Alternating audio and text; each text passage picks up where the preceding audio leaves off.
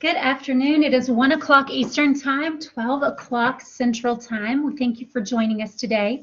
This session's a little different. So this session is not one of those information sessions where someone's going to demonstrate or show you how to do something very specific. This is a session where they answer your questions about how to do work from within Blackboard Ultra. So if you have questions about how to use Blackboard Ultra, this is your time to share. It's also possibly a time to work one-on-one with our two Ultra champions. Both are from Gateway College today. We've got three. We've got Sarah Porter, Robin Stockslegger, and Steve McGuire. So welcome to Sarah, Robin, and Steve. I appreciate you all being here today. Before we get started, I'm going to open it to Steve, Robin, and Sarah and ask if you have anything you want to get us started with today. Thank you, Leah, for the introduction. My name is Steve McGuire, Instructional Designer with Gateway. As for anything special that we want to share, I will share that Gateway does do things maybe a little bit differently than some of the other colleges. We do utilize master courses, but as we've been going through and assisting folks with getting courses converted over from the old version to the new version, I personally have found that people really do like the new version once they get into it, but that kind of getting into it is a little bit trickier. So, as you're going through your stuff, definitely reach out to anyone who you can, colleagues, e-learning departments, whoever that might be. Ask questions, ask for assistance, and use this as a time to really go through your content and make sure that it's up to date and what you want to be sharing. This is a great opportunity to do that. It is a bit of a hassle to have to go through everything, but it is definitely worth it in the long run. So, like I said, my name is Steve McGuire. I'll let Robin and Sarah introduce themselves as well.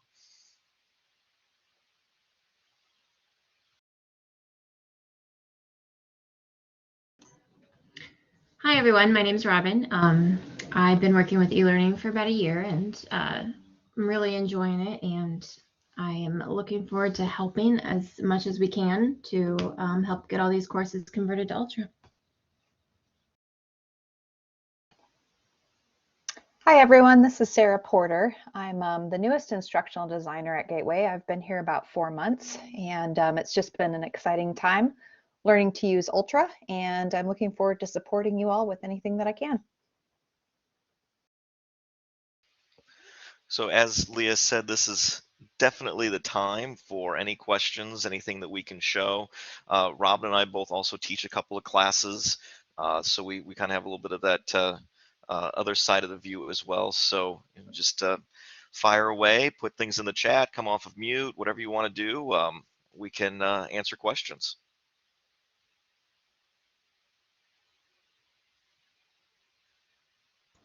So Steve, as folks are maybe deciding if they want help or how to work with this particular type of session, I've got a couple of questions for you, maybe to get the ball rolling. The Sure. first one is, as you're working with faculty who perhaps don't teach fully online at Gateway, because I know you use master courses, but maybe some of the hybrid courses or the face-to-face courses that are also using Blackboard shells, and they're converting from original to Ultra, are they finding that it's better to convert, or is it better to rebuild, or are you seeing use cases when both are appropriate? For the most part, we're seeing that it's best to start with a blank shell and build up that way instead of using that conversion tool. A lot of times the conversion tool will kind of bring things over very fragmented, but if you're able to go in and bring things over using the good old-fashioned copy-paste method, then you can make it really, you can really take advantage of Ultra and a lot of the options that you get in terms of having things line up. So we do find that it is a little bit better to do it that way, but some of our smaller courses would definitely have benefited from just using the automatic conversion tool. But we just always encourage people before they click, yes, I want to use the automatic conversion tool, that final step, we encourage them to go through it very carefully and make sure that that's actually what they want to do. Awesome. So we do have some questions popping up. You all are awesome. Thank you for giving us some questions. So we'll start with Teresa Hinkle's question. What is the easiest way to insert the banners and to make changes to those banners? So that's a great question. Lee, I know you and your team have come out with a good number of a good variety of banners for classes. Something that we have done and we've kind of advised some folks on is actually, if you want to create your own banners, is to use something as simple as PowerPoint. You don't need anything as complicated as Photoshop or anything of the sort. And I'm going to share my screen real quick. I'll show an option of where some of those features live. Share screen, make sure I get the right one here. So I've just pulled up PowerPoint, and one of the things that you can do, and you have to forgive me, it's been a while since I've had to actually go through and do this, but in the, I believe it's the design section, you can choose your slide size and choose a custom slide size. And one of the drop-down items is banner, and it will kind of automatically format a banner size item for you. You can go through, you can add in images here. You can leave in the text boxes so you can quickly change from assignment to test to final, whatever you might want to put in on your banner, and then you can just save as and just look at going to either a PNG or a JPEG. And then once you have that on your computer, there's a couple of ways that you can then go about putting those banners in. And one of them is using the content collection within Blackboard, or you can just load them directly into your course as you go through. I personally like the content collection route, and the content collection lives in Tools and Content Collection, and you can just upload individual files directly to your content collection. Make sure your permissions are set to be shared with everyone. By default, it is private to you, but once it is shared with everyone, you can simply grab these links and you can place them throughout the course and use those as images. Then you only have them in one place. This is a little bit more complicated.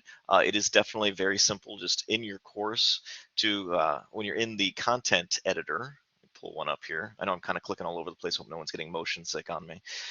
When you click on your edit, you do have the option of attaching a file right here, and then that'll bring it right in. Here's a banner I actually used just the other day, and I can choose to have this display in line, click save, and it shows up right where I need it to. And then I can go back into PowerPoint and I can use this same format and just change out the course name and the title and submit as many additional banners as I need.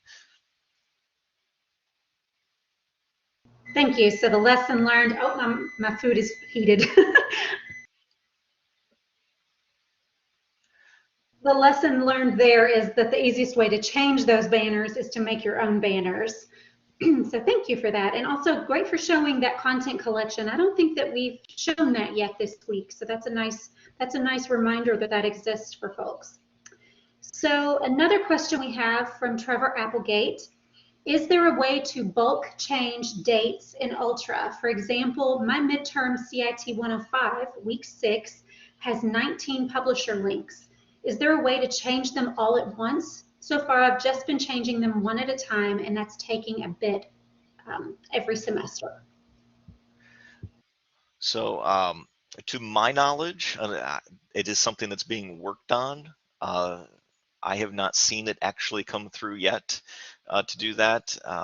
Lee, I'm not sure if in some of the sessions with Blackboard folks, if they've talked about it. It's something we've been asking Blackboard for a while. We're hoping that they'll update the bulk edit feature to include that. But at this point, I have not seen it, and it takes time. It's definitely an annoyance. In the older version, we had the date management tool where you could shift dates. We don't have that quite available in Ultra yet, to my knowledge. I'm not sure if anyone else who's on has seen anything from Blackboard of that actually coming to fruition or not. I need to double check. That's something I'm going to double check while we're answering more questions, because I think you can change dates in the bulk editing tool now. However, I'm not sure how that would apply to publisher links.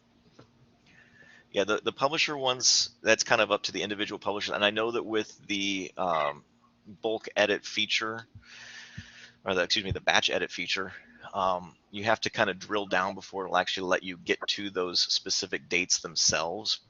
So you can really only check a few at a time, if that. So I know that it's something that's being worked on, and kind of this framework is here, and you look at it and you think, oh, this is going to be great. I can just check this box for all of module 1, lesson 1, and I can go down here and I can edit my dates, but it's only going to edit the dates that you can see on that screen, at least when I used it last. And admittedly, that was before the most recent update of a couple weeks ago, but I've heard it's coming. I don't know if it actually is, though. I hope so.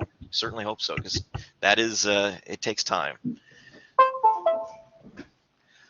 All right, so it looks like we got another question from April about setting up the overall grade column for items versus categories. Yes, the grade book, Sarah, Robin, feel free to interrupt me when I say something incorrect here.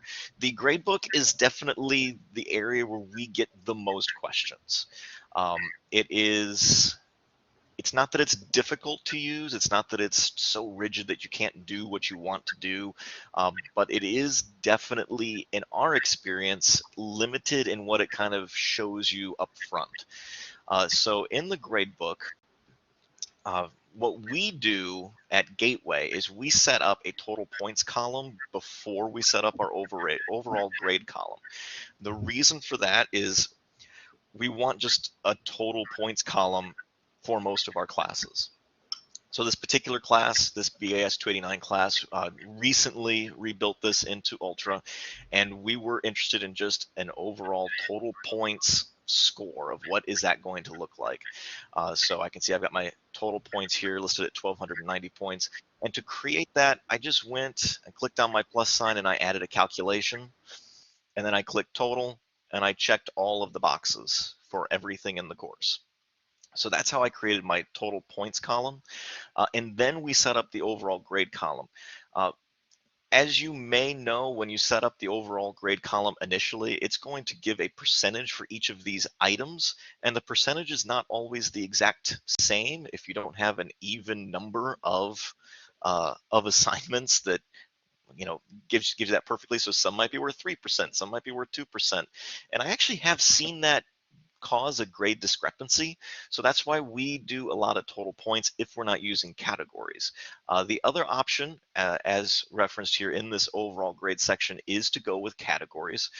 So if you do choose to go with the category weights, just know that you can't always change the category. So discussion items are always going to be a discussion category. You can't change that. Now, homework, exams, some of those you can. Sometimes publisher content, you can't always change those categories either.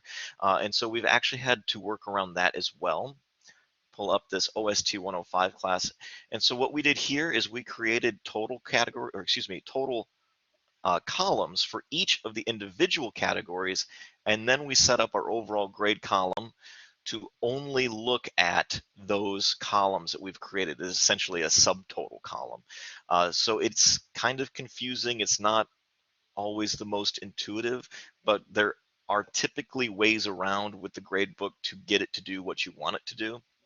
But it is definitely, you got to keep a close eye on it. Because the other thing with the Blackboard Gradebook is if you add something in after you set up one of these columns, either the overall grade or the calculated column, you'll need to go back and add that new item in, otherwise it will be left out of that overall calculation. So a few things we're hoping to see some updates on, but that is definitely one that we hear all the time, and it's one that we always send something out before those grades are due saying, hey, go in, make sure your grades kind of make sense, make sure everything's looking correct. If you want someone from our e-learning department to take a look at it, let us know. It's kind of a big deal, but it is all doable basically.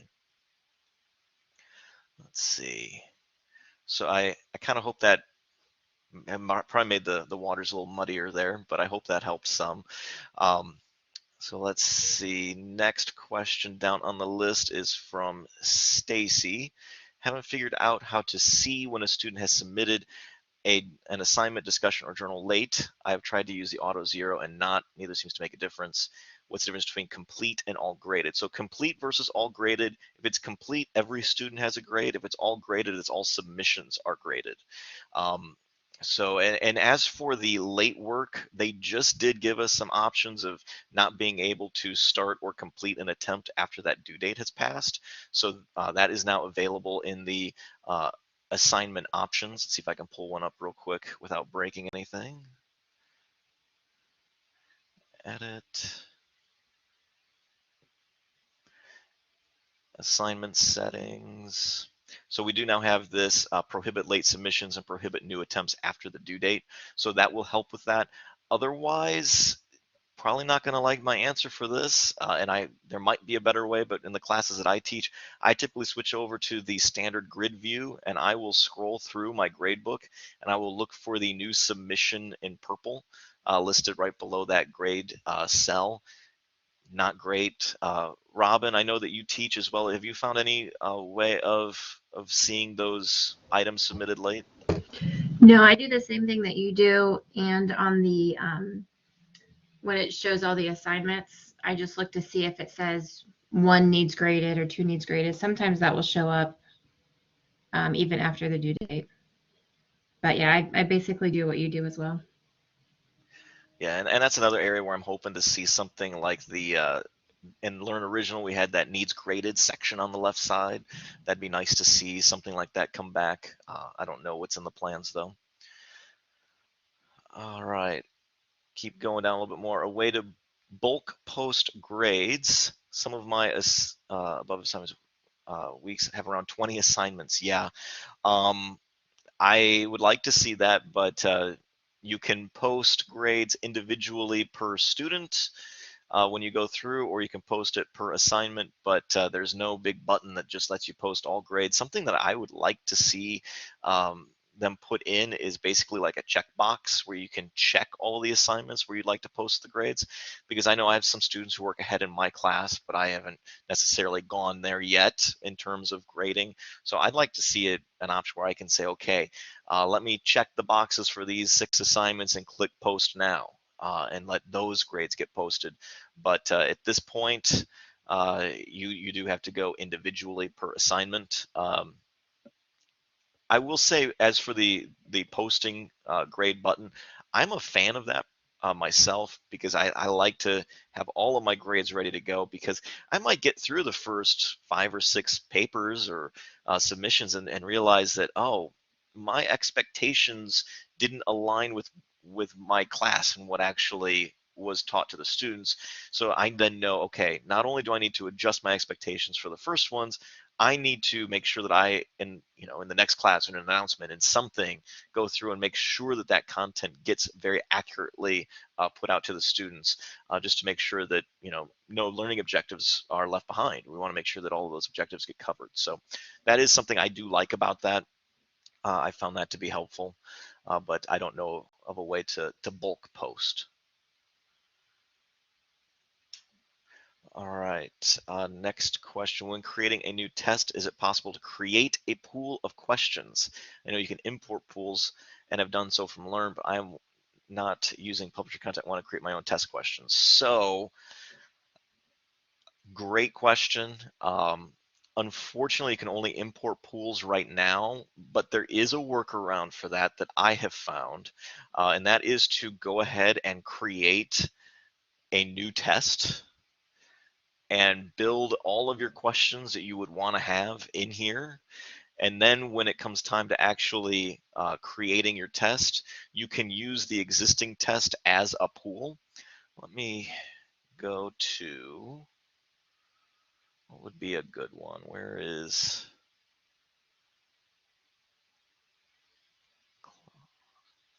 well, okay, I've got a midterm in here. So I can go to create test.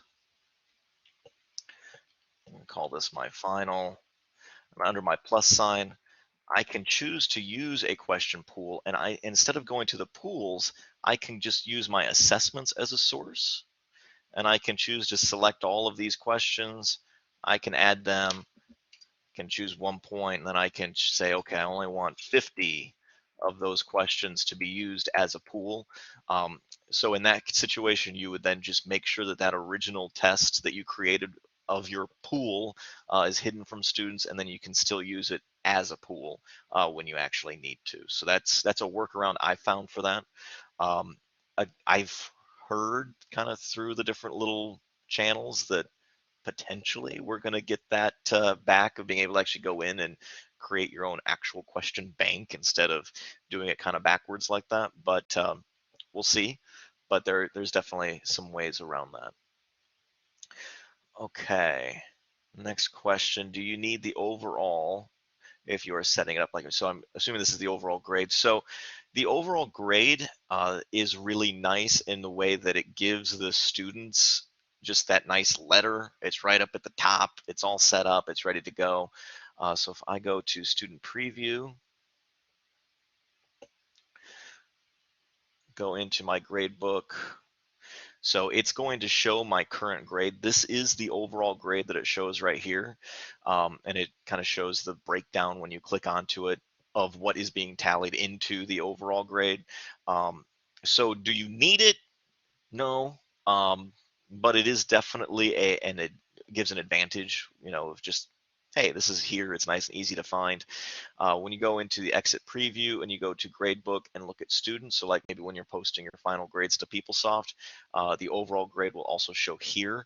So that's a benefit as well. Now, you just saw I showed that I have an E for my preview user, but in this view, I have dashes, and that's just comes down to that the work has not been posted because my preview user, you know, I just clicked into it for the first time in this shell, so I clearly didn't have anything submitted. So it's basically late work that just hasn't been posted. That's why that discrepancy is there.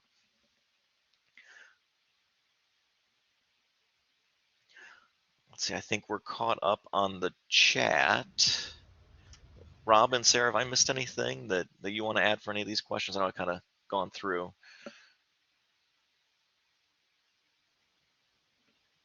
You've done great.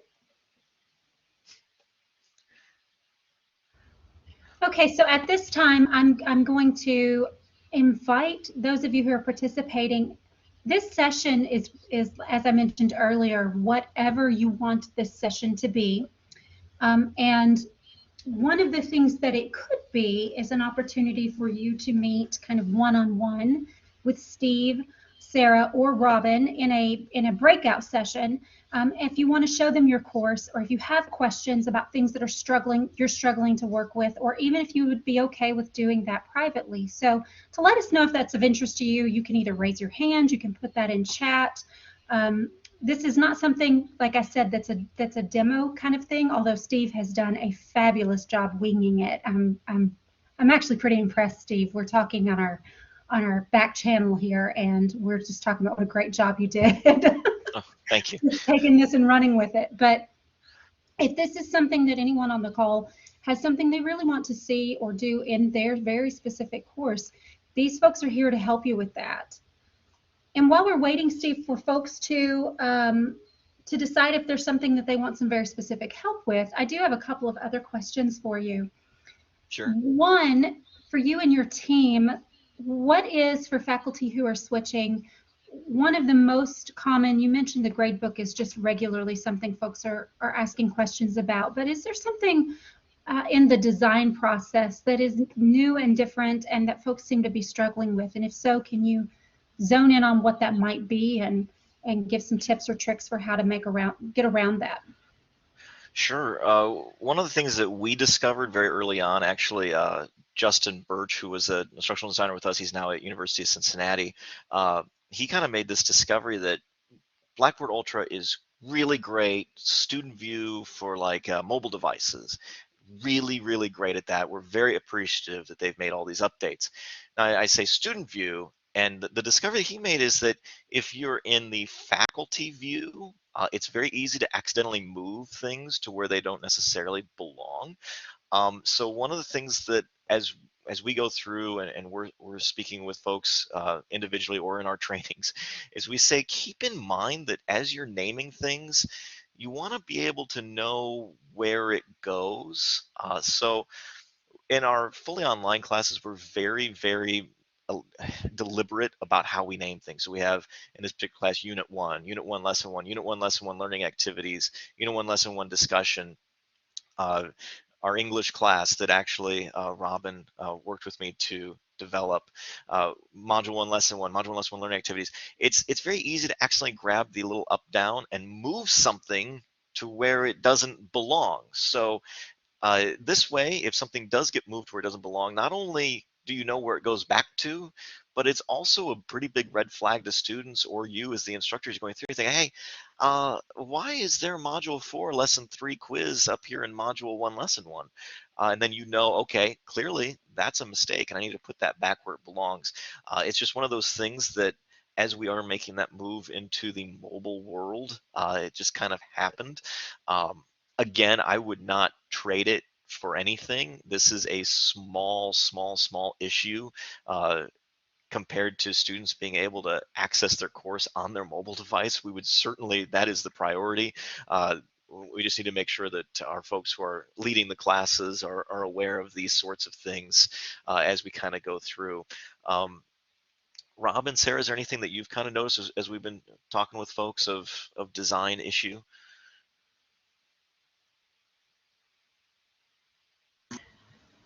I feel like I tend to get a lot of questions that can be solved through the settings in the assignments, as far as how to do the automatic 0 or discussion posts. The students can't see them until they post.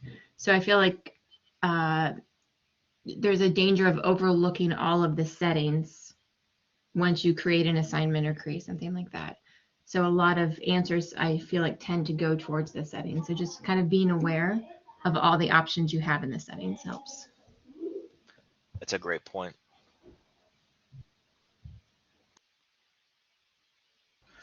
That might be something to demonstrate, just to show, Robin, where those settings are. Specifically, you mentioned discussion board and assessments. So I don't know if that's something that could be demonstrated, maybe just to give an idea of what those possibilities are that folks are kind of confused on at times.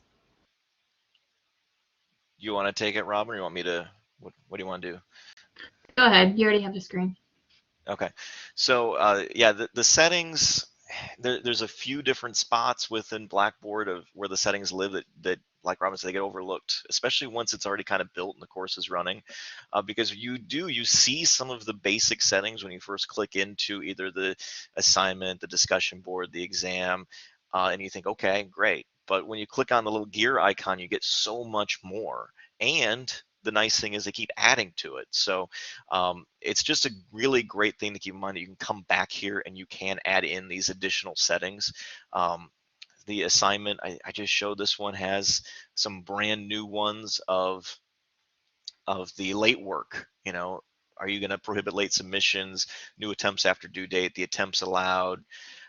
It's just, there's a ton of stuff here. The assessment results, that's a big one that I've gotten a lot of questions on recently, is, well, I need to make sure my students can see the correct answers on the pre-test before they take the actual test. Okay, so you can come in here and you can change the results for your automatically graded work. This is not an automatically graded assignment. You can change that for set a specific date or after the due date or once the grades are posted, and it'll get updated that way. So a ton of really, really great options in here that it does get overlooked because you see just this brief menu of options. You even click on it and you don't necessarily know that there's more here because you click on due date. I want to change the due date. You don't go beyond that. And then the other area where there's some great options is in the gradebook itself, of just clicking into the gradebook and then finding your gear icon again. You can, I like the student performance thing, kind of like the old retention center. Here's where you do the automatic zeros. You got some overall grade settings, a lot of stuff right here that does get overlooked pretty easily. Was there anything else, Robin, that I left out? No, that's about it. I do have one other issue between the old version and the new version that instructors run into, is that, as far as I know, unless they've updated it, you can't subscribe to a discussion and the messages at the top. So students can try to contact you either through a discussion board or through that messages. And unless you have your notifications set up correctly, you're not going to know that the message is there. Yeah. That is a big one. So for our fully online classes, we put in an Ask Your Professor and Peers discussion board. And we used to have it as a soft requirement. We couldn't really enforce it, that the instructors would subscribe to the forum. So when a student writes in saying, well, I don't understand chapter 3, not only would peers be able to see that and respond to it, but you would get notified, okay, Sally in my English class needs to know more about chapter 3. You can come in, you give a little more info here, but it does get overlooked, and you have to then look for that little blue chat bubble, and then the messages, you don't even get the blue chat bubble. They gave us the new number now on the base navigation screen, but remembering to click over to messages, that's a really, really great point, Robin. I see we actually do have a question on the top menu. Any way to eliminate discussions on the upper menu? That upper menu is static. We cannot modify that. Discussions, students can kind of get ahead a little bit. If you keep module 3 hidden, they can still go to discussions, and they can go to the module 3 discussion board and go ahead and post there if you don't hide that discussion directly. So kind of along that same line, those things can, it's a little strange. It's a lot of trial and error in figuring that sort of thing out. And same with messages. The messages thing, like Robin said, it's overlooked, and we'll get a grade challenge at the end of this message saying, well, so-and-so never responded. Well, did you email them? Well, I sent them a message. Well, if they're official communication policies, you need to send an email and you send a message. It gets a little messy. There is a way in your profile here that you can modify your global notification settings, and I did change my email notifications to email me right away on a few items, including new messages. So that way, when a student messages me through in my class, I get that even if they don't check the box saying email as well. Something else we've run into is that sometimes students will get into that messages section, they'll message the entire class, and that's not so fun either. So the messages thing, I think that it's really great in theory to have Blackboard be this one overarching thing, kind of house all of this stuff. But there's some things like messages, how you can access discussions, a few things like that really does need some fine tuning. Yeah, I agree on, that messages, discussions thing, being able to move it, maybe hide it. I don't know what the best answer is, but I definitely see the point there. And I see we have another question that came in. Way of making an assignment like a quiz have a total of 105 points, but grade out of 100 points. Basically, I would like to make assignments have 5 built-in bonus points without doing a bonus question. So what you would need to do in that situation is leave your assignment, quiz, whatever it is, at 100 points, and then when you're done grading, you would need to go in and manually override those grades to have the additional points. I don't believe, in my experience, I've not seen that there's a way to have just a cushion points in there.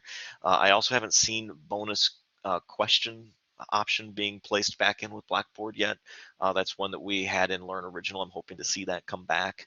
Again, I haven't checked it since our most recent update, but that's one of the more difficult things of this sort of thing, is trying to keep up with all of the Blackboard updates. But luckily, James and Leah and all the folks at SMOPS do a great job of keeping us aware of what's coming up. But yeah, I would say that your best thing is to leave it at 100 points and then go back through, because if it's 105 points, then it's not really a bonus. It's just 105 out of 105 is still 100%.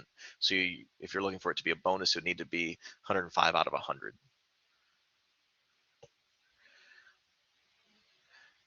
How do you change the letter grading schema to include only A, B, C, D, and E? Great question.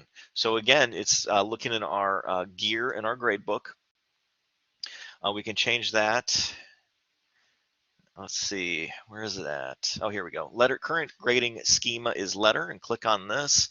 And this is where we're given the options of removing items and adding items in. What I do in this typical situation is I just delete all of the ones that I can. Note you cannot delete E, and then I just go through and re-add them. If I try just to delete A plus, A minus, B plus, B minus, I have trouble with that working out, and I'm sure it's something I'm doing wrong. But at the end of the day, for me, it's easier just to click the little trash can next to all of them and then just rebuild in A, B, C, and D, and put in the grade range that I'm looking for. But that's where I have found that and been able to do that. And then that'll update that overall grade as well, so then students will get a really accurate representation of what their grade is.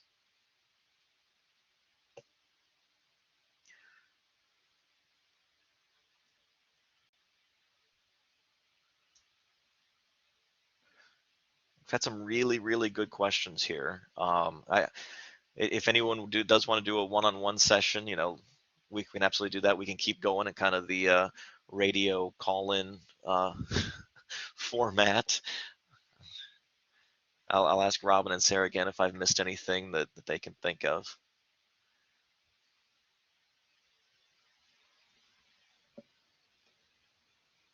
You're doing great, Steve. I don't have anything to add at this point. For those who don't know, Sarah's actually a previous KCTCS alum. She was at the system office for a while. So she's kind of coming back for a second round with KCTCS with us at Gateway. And Robin actually was with Gateway for a while too, and then moved away, and then we were able to get her back as instructional design. So we're trying to keep everyone all in the family here.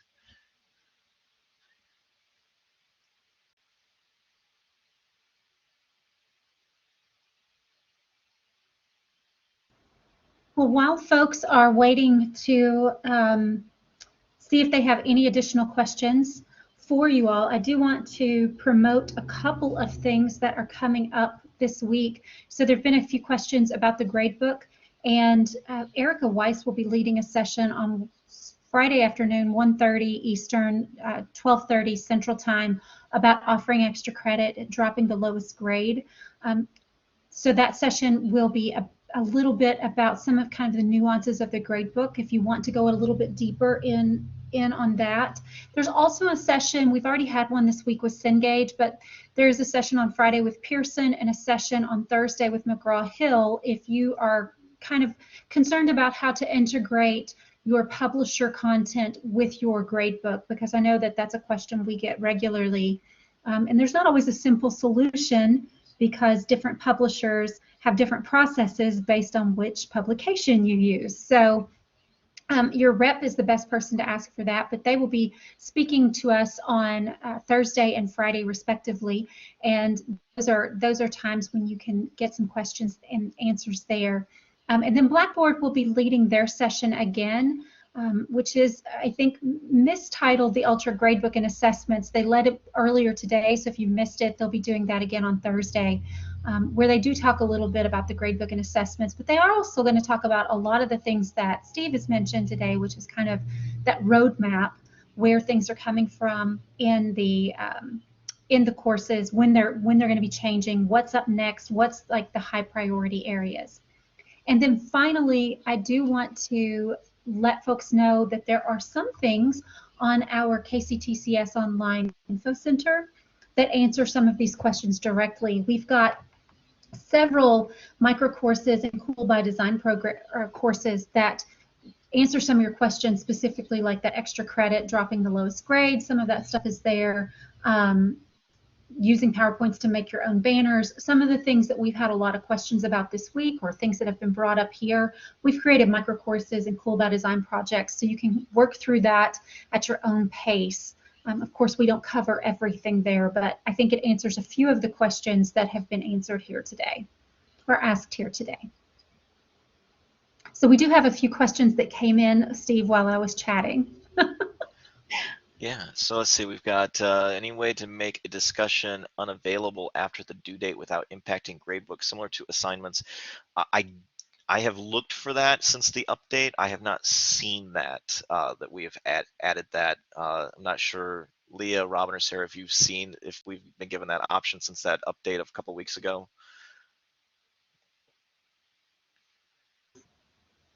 No, I haven't seen anything.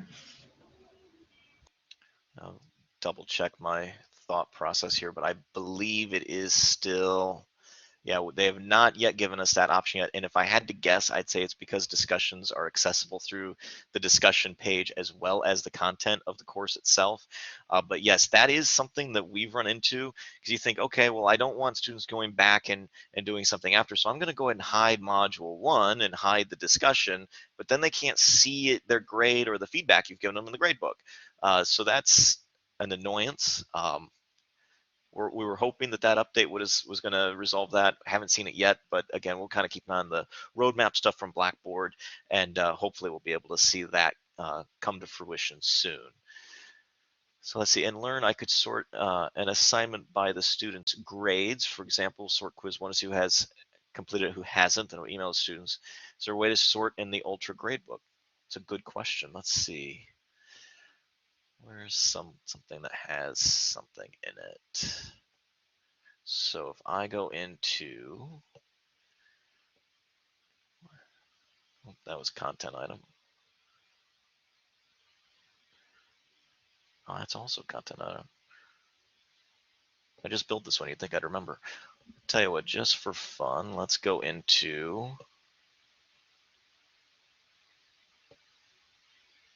I don't want to pull up a live, or not a live, yeah, I don't want to pull up a live class because we are recording. Let me pull up my,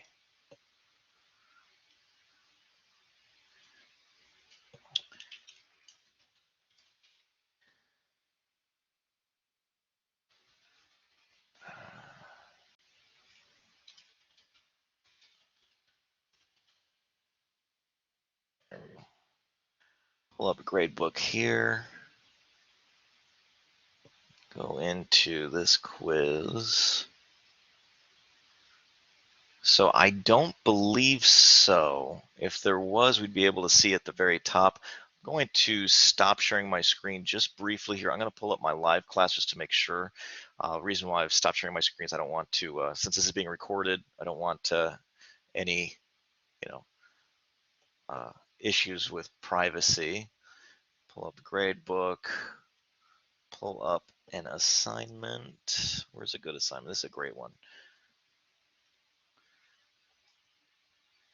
Yeah, so we are not able to change the sort status of those assignments, unfortunately. But that's definitely one to be requesting from Blackboard. It's not one I thought of, but I can definitely see the use case for it. Okay, let's see. Next question. I'd like to know how to delete a student submission in the gradebook so the student can resubmit it. Okay. Let's see if I can do this without messing anything up. Where was I at? Gradebook. I'm going to share my screen again in a moment, probably. Okay.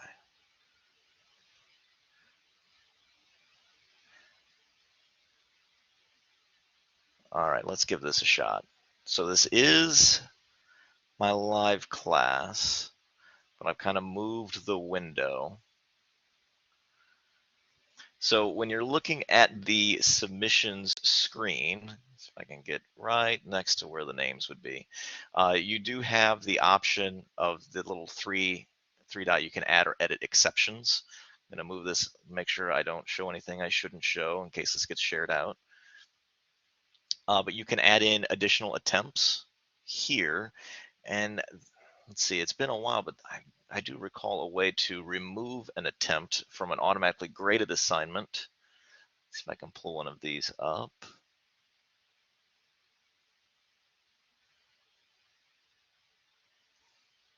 If you click into the attempt itself, you can click on the three-dot menu next to their grade and you can choose to delete, and then the student will be able to re-access it. Now, if the due date has passed and if you've set some of those options of not allowing for late work, you'd also need to edit the exceptions to allow for the student to submit the work late. But those are your kind of two options. Either just add another attempt, so that way the existing attempt remains in the student record, or you can delete it and kind of start fresh there. Let's see, I heard the thing pop. Yeah, automatically reassignment. So yeah, that's what I would do in that situation. Either just add a second attempt or go into that attempt itself, and you can delete it.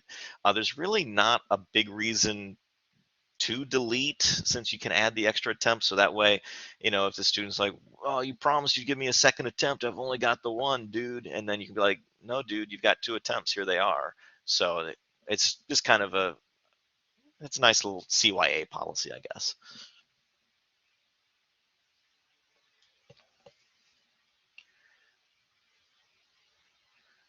All right, I think we're caught up on questions. Have I missed anyone's question? Or does anyone have any other questions?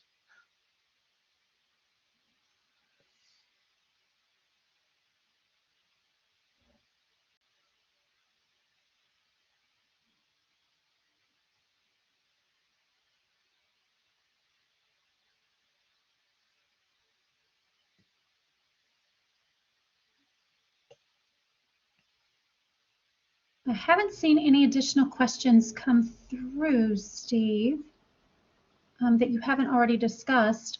We do have 5 more minutes.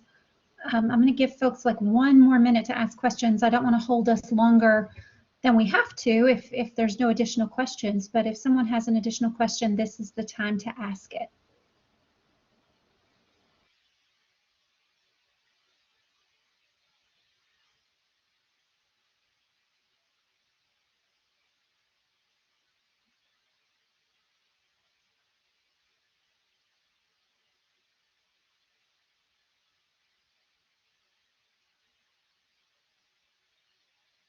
Okay, well, it looks like we have no additional questions. This session didn't quite end up like I had anticipated, but I think it ended up being really good and really useful. So thank you so much to the Gateway team for presenting for us today. Thank you so much to those of you in the audience who had some really excellent questions. We appreciate that. I think that a lot of folks who watch the recording of this will get a lot of use out of it. I think there's a lot of really great stuff that was covered today. Very, very useful. So thank you for attending. Our next session will be at 2 p.m. And until then, you have time to break and do whatever you need to do. And also, Michael Boyd, in case you did not see it, you are the winner of a new drawing tablet. So just email me your mailing information. We'll get that to you, and everyone else stick around for more Ultra Week sessions later today or later in the week, and hopefully you'll win some great prizes too. Thanks, everyone. Thank you, Leah.